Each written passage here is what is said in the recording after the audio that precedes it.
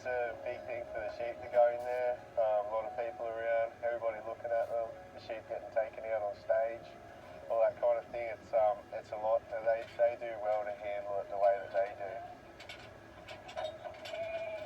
Just out here, counting a few, making sure that we have enough, getting them all organised and ready to take into the pub for the Mitch Power Memorial Quick Shear tomorrow. Who's Mitch Power? Mitch Power. My best mate. From the time he could walk and talk, he was farm. He loved the farm, loved shearing, always wanted to be a shearer. He was a beautiful kid. He was caring, very strong. He would put family and friends before anything else. Just the light, like he'd just light up a room. It didn't matter whether you were young or old. Everybody got along with him. And he got along with a lot of people too. Pretty much everybody. He's one of those sort of people that it didn't matter where he went, he made friends, you know, and left a lot of good memories wherever he went to. Working in the sheds was tough, but for Lee and Mitch, friendship came easy. Yeah, there's never a dull moment. It's sort of, you wanted to go to work every day so you could hang out with your best mate, you know.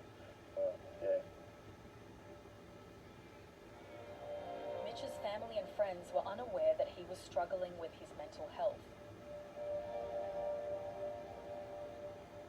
At the age of 22, Mitchell Power took his life in December 2021.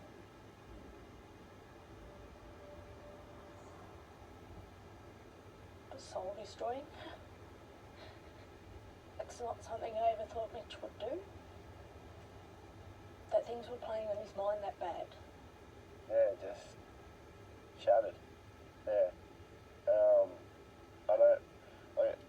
I said when it happened, and I say it now, words can't describe. Yeah, words don't describe the feeling of losing. Yeah. Sorry.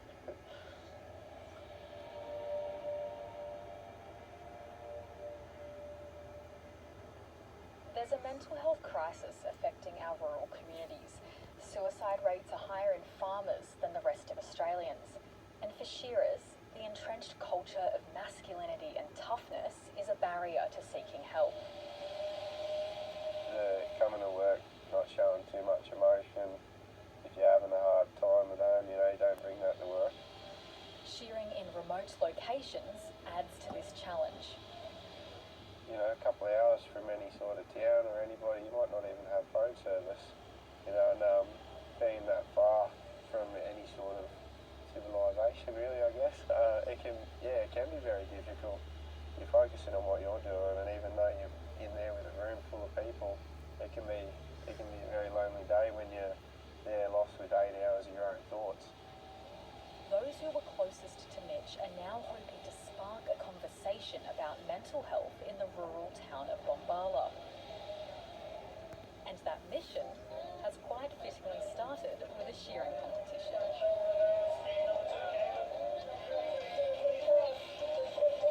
So it's a speed shear. So while it's a Memorial Day for Mitch and everyone to come and celebrate and get together for him, it brings shearers from all over Australia.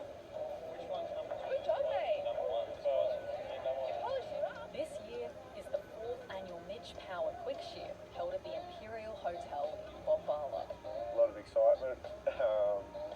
It gets pretty fast paced, particularly towards the end when you're getting into the finals, that kind of thing. The crowd's pretty involved, everybody's cheering. The event also raises funds to increase mental health support in the area.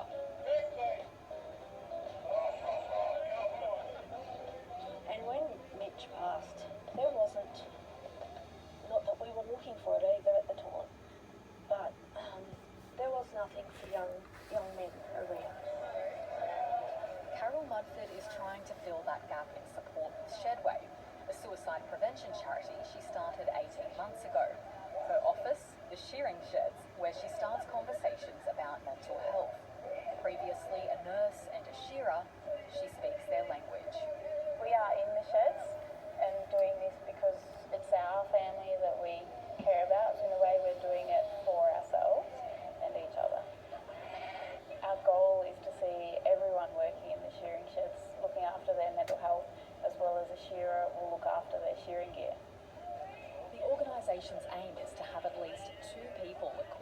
mental health first aid skills in every shed across Australia.